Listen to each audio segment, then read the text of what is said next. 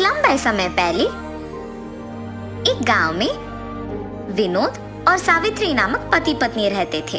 उनके साकेत और प्रणवी नामक 2 बच्चे भी थे।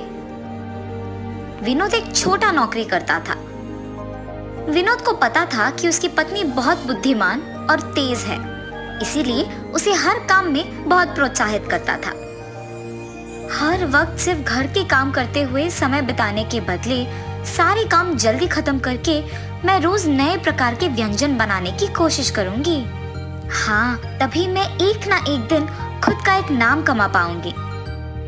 ऐसे हर रोज अखबार में, टीवी में अलग प्रकार के व्यंजनों को देख घर पे बनाने की कोशिश करती थी। एक दिन अखबार में मटका मटन बिरयानी का विधि पढ़ के उसके घर में सारे काम खत्म करके एक मटके को लेके उसे साफ करके मटन बिरयानी के लिए जरूरी सामग्री तैयार रख के मटन बिरयानी बनाती है। घर में मौजूद परिवार वालों को मटके में बिरयानी परोस के उसे स्वाद करने कहती है, ताकि वो ये जान सके कि उसका स्वाद कैसे है।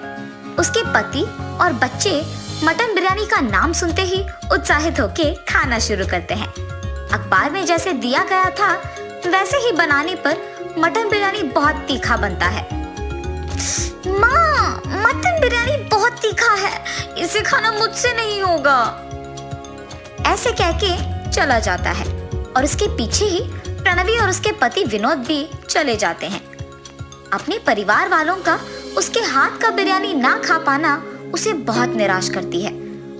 उसे दुखी देख उसके पति उसके पास आके कहते हैं, अरे सावित्री, क्यों दुखी हो? पहली ही बार में अगर इतना अच्छा आया तो अगली बार सोचो और कितना अच्छा आएगा। तुम निराश मत हो, एक और बार कोशिश करो, ऐसे उसके पति का कहना मानती है। मेरे दुखी होने की कोई जरूरत नहीं है, मुझे मटन बिरयानी वैसे भी अच्छे से बनाना आता है और इसीलिए मटके में भी अच्छा ही बनाऊंगी। कुछ दिन बाद सावित्री वापस मटके में मटन बिरयानी बनाती है। आज का मटन बिरयानी मैंने अखबार में दिए हुए विधि के प्रकार नहीं, बल्कि सभी सामग्री को सही मात्रा में डालकर बनाया है। ऐसे सोच के सभी को बुला के मटका मटन बिरयानी परोसती है। माँ, इस बार मटन बिरयानी बहुत ही स्वादिष्ट है। हाँ माँ, बहुत ही स्वादिष्ट। सही में बहुत ही स्वादिष्ट है सावित्री, तुम्हारे हाथों में तो जादू है, तुम्हें तो एक होटल लगाना चाहिए। उसके पति के बातें सुनकर उन्हीं के बारे में सोचती रहती है। मेरे पति के बातों के अनुसार ही अगर मैं एक होटल शुरू करूं तो घर के सारे काम करने के बाद वैसे भी मैं दिन भर खाली ही रहती हूँ। ये फैसला करके अपने पति के पास जाती है। सुनिए, आपकी बातों के बारे में मैंने बहुत सोचा है। मैंने फैसला किया है कि मैं एक होटल शुरू करूंगी। आजकल का कोई भी होटल वैसे भी मटके का बिरयानी नहीं बेच रहे हैं, इसीलिए मैं मटका बिरयानी बना के बेचना शुरू करूंगी। सावित्री, तुम सही बात कर रही हो। मुझे भी ऐसा कभी नहीं लगा कि मटके का बिरयानी भी इतना स्वादिष्ट हो सकता है। इतना ही नहीं, तुम्हारे जितना अच्छा तो और कोई नहीं बना सकेगा। ऐसे वो एक होटल शुरू करने के लिए सभी तैयार करती है। एक होटल शुरू करती है। उस होटल को मटका मटन बिरयानी का बोर्ड लगा के बिरयानी बेचना शुरू करती है। जब वो मटका मटन बिरयानी बनाती है तो वो सुगंध उस तरफ से जाते हुए सबको आकर्षित करता है और मुड़ के देखने पर उन्हें वो बोर्ड दिखाई देती है, मटका में बना हुआ बिरयानी। मैंने तो ये कभी नहीं सुना। मटके में तो पानी भरते हैं ना, बिरयानी भी बनाते हैं क्या? पता नहीं यार, लेकिन सुगंध तो इतना अच्छा आ रहा है कि अभी खाने का मन कर रहा है। ऐसे कह के उस होटल को जाते हैं। होटल को आए हुए ग्राहक को वो गर्मा गर्म बिरयानी देती रहती है। मटका मटन बिरयानी मतलब हमने कुछ और ही सोचा, पर ये तो बहुत ही स्वादिष्ट है।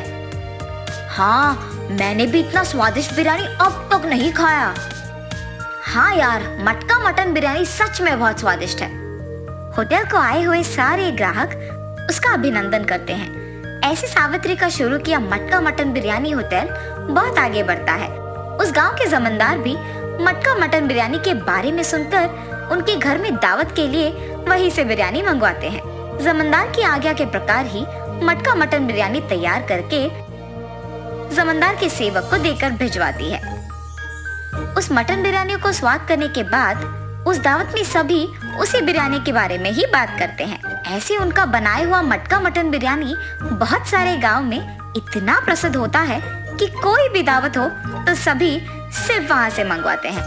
ऐसे ही सावित्री उसके विचार के अनुसार खुद एक बहुत अच्छा नाम कमाती है और खुश रहती है। आज अगर मैं इतना बड़ा नाम कमा पाई हूँ तो वो सिर्फ मेरे पति के प्रोत्साहन की वजह से ही कर पाई हूँ। क्या हुआ सावित्री? बहुत समय से देख रहा हूँ, बहुत गहरी सोच में पड़ गई हो। आज अगर मैं इतनी खुश हूँ तो सिर्फ आप ही की वजह से। जब मैं निराश हुई तो आप ही ने मुझे प्रोत्साहित किया, आपने मुझे बहुत सहारा दिया। आज उसी की वजह से मैं इतना नाम कमा पाई हूँ। उसके बाद से विनोद अपना नौकरी छोड़ के होटल को संभालने लगता है। जो भी होटल से बिरयानी मंगवाता है उन्हें खुद मटन बिरयानी देता है और ऐसे वो दोनों खुशी से जीते हैं। एक लंबे समय पहले एक गांव में रामैया, राधा नामक दो पति पत्नी रहते थे। उनके लता और वेणु नामक दो बच्चे भी थे। रामैया को उसी गांव में खुद का एक खेत होता था। उस खेत में वो फसल उगाता था और उससे आए हुए पैसों से अपना घर चलाता था। हमेशा की तरह इस साल भी फसल तो मैंने उगा दिया। अब गर्मी की मौसम शुरू होने वाली है, जल्द ही तरबूज के बीज डालने पड़ेंगे। ऐसे सोचकर तरबूज के बीज लेके अपने खेत की ओर जाता है। अरे रे, मैं तो भूल ही गया कि इस साल गांव में पानी नहीं है। मुझे अपने खेती के लिए पानी कहीं से भी लाना होगा, वरना इस साल मैं अपना घर नहीं चला पाऊंगा। ऐसे अपने आप में सोचते हुए दुखी होता है। इतने में उसके पड़ोसी खेत का मालिक विश्वनाथ रामैया को देख, अरे रामैया, इतना क्या सोच रहे हो कि मेरा आना भी देखा नहीं तुमने? विश्वनाथ, तुम्हें तो पता है कि मैं हर साल चावल के फसल के बाद तरबूज उगाता हूँ, मगर इस साल गांव में पानी ना होने के कारण मैं तरबूज नहीं उगा सकता हूँ। मैं अपना घर कैसे चलाऊंगा? क्या तुम पानी के बारे में इतना सोच रहे हो? उसमें क्या है, इस सारे गांव में सिर्फ मेरे ही खेत में तो मोटर है। मेरे मोटर का उपयोग करके तुम हमेशा की तरह अपने खेत में तरबूज उगाओ। मैं तुम्हारा एहसान कभी नहीं भूल सकता हूँ। ऐसे कहकर उसके खेत में मौजूद मोटर के सहायता से पानी का उपयोग करके तरबूज उगाता है। कुछ ही महीनों में उसके खेत में तरबूज अच्छे उगते देख बहुत खुश होता है। हर साल से ज्यादा तो इस साल तरबूज उगे हैं, इनको बेचूंगा तो बहुत सारे पैसे मिलेंगे। ऐसे सोचकर सारे तरबूजों को बेचने दुकान जाता है। वहाँ दुकानदार तरबूजों को लेके पैसे देता है। ये सब उसी दुकान के पास मौजूद विश्वनाथ देखता है। रामैया को तरबूज के फसल उगा के बहुत सारे पैसे मिले हैं। मेरे पानी देने के वजह से ही ये उसके लिए मुमकिन हुआ है, इसीलिए आए हुए पैसों में आधा हिस्सा मुझे मिलना चाहिए। इसके बारे में मुझे रामैया से पूछना होगा। रामैया, मेरे पानी देने के वजह से ही तो तुम इतने तरबूजों को उगा सके हो। हाँ, आपने सच ही कहा है। उस दिन आपने अगर पानी नहीं दिया होता तो आज मेरे हाथों में पैसे नहीं होते। अगर मैं तुम्हें पानी नहीं देता तो तुम्हारे पास आज पैसे नहीं होते ना। मतलब तुम्हारे हाथ में जो पैसे है उसमें आधा हिस्सा मुझे मिलना चाहिए ना। ठीक है जी, आपको सिर्फ इन पैसों में आधा हिस्सा चाहिए ना। लीजिए, आप ही की वजह से तो ये मेरे पास आए हैं। ऐसे खुशी से पैसे देता है। मैंने सोचा कि तुम पैसे नहीं दोगे, लेकिन तुमने मेरा एहसान वाकई चुका दिया। मेरे पूछने पर बिना सोचे तुमने पैसे बस दे दिया।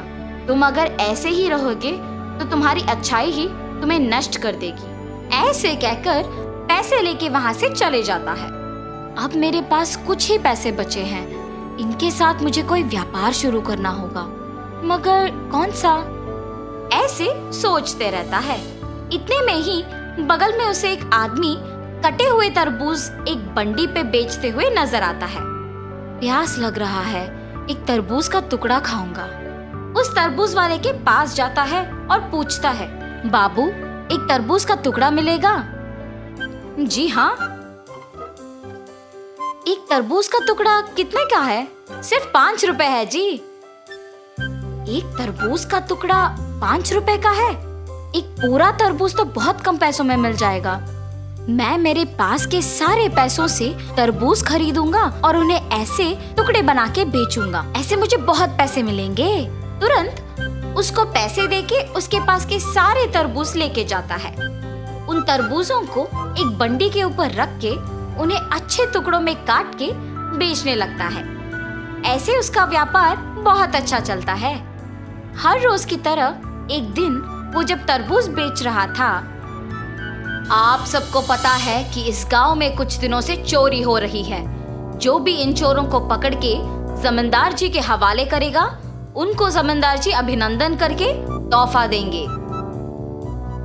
उस विज्ञापन को रमैया सुनता है। उस दिन दोपहर को 4 आदमी उसके पास आते हैं। बाबू, हमें 4 तरबूज के टुकड़े दो ना। आपको इस गांव में मैं कभी नहीं देखा। गांव में नए आए हो क्या? हाँ जी। किसके घर में रह रहे हो बाबू? पास में जान पहचान के लोग हैं तो उन्हीं के घर में हैं। इतने में रमैया को सुबह का विज्ञापन याद आता है।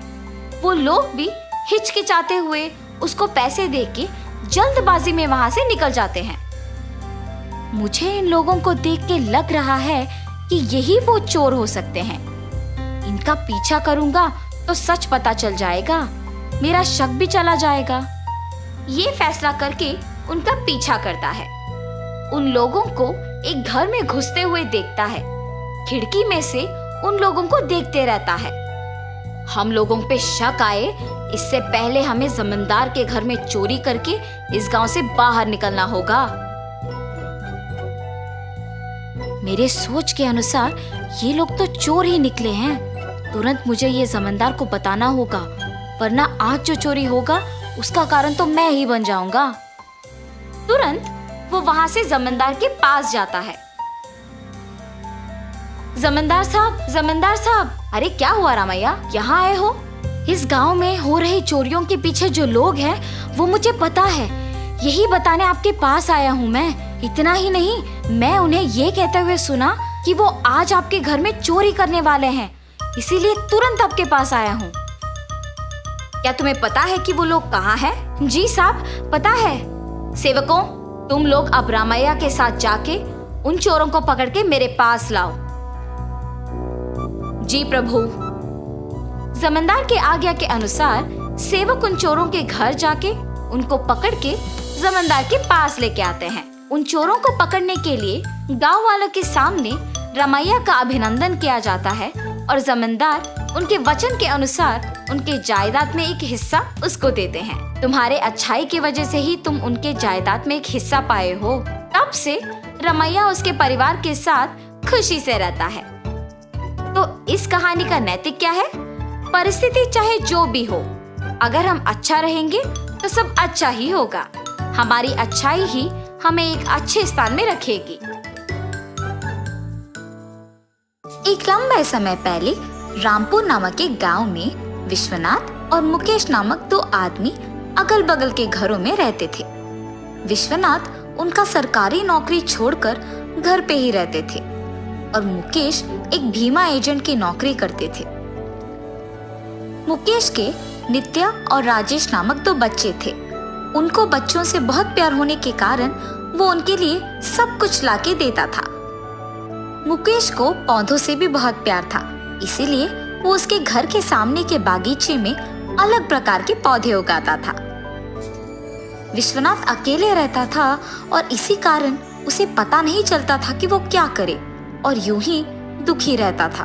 मैं ऐसे खाली ही पड़ा रहूंगा तो ऐसे ही सोच में पड़ के दुखी हो जाऊंगा, इसीलिए मुझे अपने आप को व्यस्त रखने के लिए कुछ काम करना होगा। ऐसे वो काम की सोच में पड़ जाता है।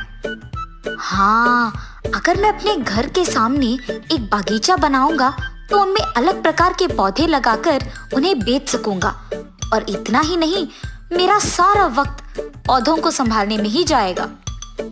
ये फैसला करके वो पौधों को लाके उन्हें उसके घर के सामने के बागीचे में लगाता है और उन्हें बेचना शुरू करता है। उसके पास अलग प्रकार के पौधे मिलने के कारण सभी उसी के पास आके पौधे खरीदते थे। इसी कारण वो पौधे लाकर उन्हें वहां लगाता था।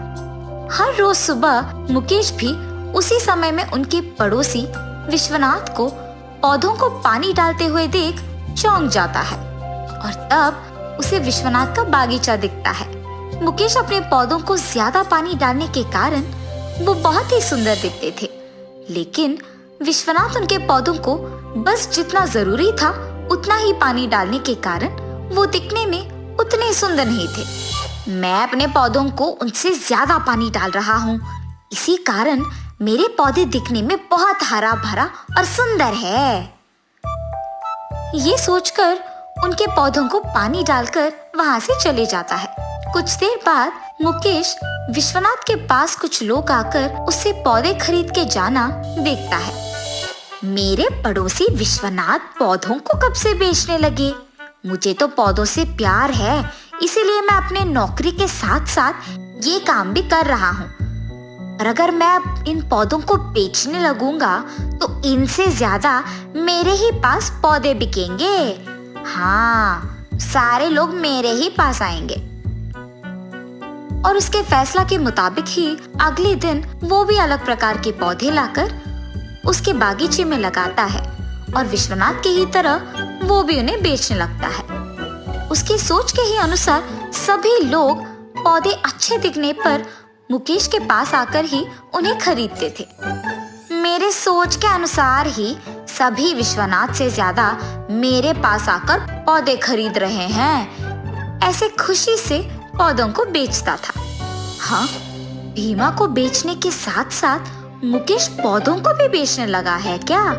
चलो अच्छा है, इस गांव में मेरे अलावा कोई और तो पौधों को नहीं बेचता था पहले, ऐसे विश्वनाथ सोचता है।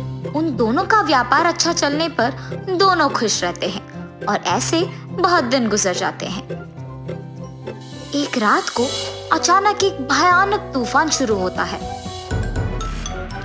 अरे रे, इस डरावने तूफान की वजह से न जाने मेरे पौधों का क्या ही हाल होगा। हाय भगवान। ऐसे उसके पौधों के बारे में परेशान होते हुए मुकेश सोता है। सुबह उठते ही वो सबसे पहले उसके पौधों को देखने जाता है। पौधे सारे नीचे पड़े हुए और जड़ों से बाहर आके नष्ट हुए होते हैं। उन्हें देख मुकेश बहुत दुखी होता है। इतने में विश्वनाथ भी उसके पौधे देखने आता है। हम दोनों हर रोज सुबह एक ही समय में पौधों को पानी डालते थे, न जाने उनके पौधों का क्या हाल है। और विश्वनाथ के पौधे देखने जाता है।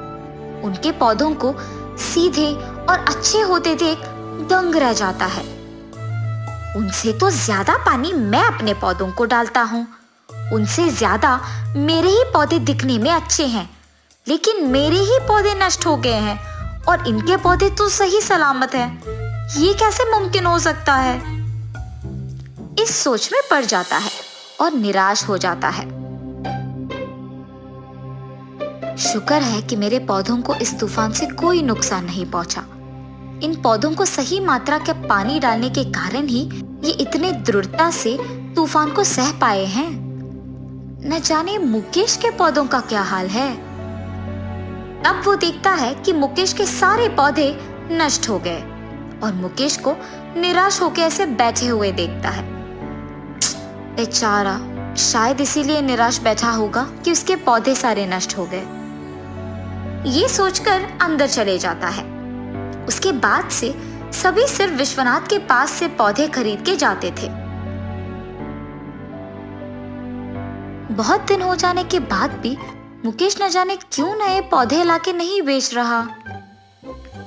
और ऐसे वो मुकेश के पास जाता है। मुकेश को ऐसे दुखी ही बैठे हुए देख विश्वनाथ पूछता है, मुकेश, क्या पौधे नष्ट हो जाने के कारण तुम ऐसे दुखी बैठे हो? हाँ विश्वनाथ जी, मेरे पौधे तो जड़ों के साथ बाहर निकलकर गिर गए, लेकिन आपके पौधे तो दृढ़ और मजबूत है, ऐसे कैसे हुआ होगा? मैं अपने पौधों को बस उनके लिए जितना काफी है उतना ही पानी डालता हूँ, इसी कारण वो बहुत मजबूत बने और उस भयानक तूफान के कारण भी नहीं गिरे। हम अगर हमारे पौधों को उनकी जरूरत से ज्यादा पानी डालेंगे तो वो दृढ़ता से नहीं रहेंगे। इसीलिए हमें पौधों को कोई भी मुसीबत का सामना करने के लिए तैयार करना होगा। इस बार आप मेरे तरीके का इस्तेमाल करके अपने पौधों को लगाइए। हम दोनों मिलकर उनका ख्याल रखेंगे। ठीक है विश्वनाथ जी, आपके कहे के अनुसार ही करूंगा। ये कह के वो वहां से चले जाते हैं। मुकेश तब नए पौधों को लाके उसके बागीचे को साफ करने निकलता है। अगर मैं बागीचे को अकेले साफ करूंगा तो बहुत समय लग जाएगा। और तब वो उसके बच्चों को बुलाता है। जी पापा, चलो आओ बेटा, इस बागीचे को साफ करने में मेरी मदद करो। पर पापा, हमें तो ये सब करना नहीं आता। आप हमें सिखाइए और हम आपका कहाँ मानेंगे। ठीक है बेटा, बस मैं जैसे करता हूँ वैसे ही करो। वो तीनों मिलके बागीचे को साफ करते हैं। ये सब देख विश्वनाथ जी, पौधों के मामले में ही नहीं बल्कि बच्चों के मामले में भी हमें यही करना है। उन्हें ऐसे बड़ा करना है कि वो कोई भी मुसीबत का सामना कर पाए, तभी वो सारा काम करना सीखेंगे। अगर लाड ज्यादा करेंगे तो जब उन पे मुसीबत का साया पड़ेगा तो वो कमजोर पड़ जाएंगे और उसका सामना नहीं कर पाएंगे। इसीलिए उन्हें भी दृढ़ और मजबूत बनाना होगा ताकि वो हर मुश्किल का सामना कर पाए। तब से मुकेश विश्वनाथ जी के सलाह के अनुसार बच्चों का और पौधों का अच्छा ख्याल रखते हुए उन्हें हर मुसीबत का सामना करने के लिए तैयार करते हैं और वो सभी खुशी से उनका जीवन बिताते हैं। तो इस कहानी का नैतिक क्या है? अगर हम इन पौधों को बच्चे समझेंगे तो इस कहानी से आपको ये समझ आएगा कि बच्चों को प्यार के साथ ही मुसीबत का सामना करने के लिए तैयार करना बहुत जरूरी है। अगर उन्हें कोई काम नहीं करने देंगे या सिखाएंगे नहीं तो वो भविष्य में अपने आप कुछ नहीं कर पाएंगे और मुश्किलों का सामना नहीं कर पाएंगे। इसीलिए उन्हें प्यार, अनुशासन और शिक्षण सब कुछ सही मात्रा में सिखाना जरूरी है।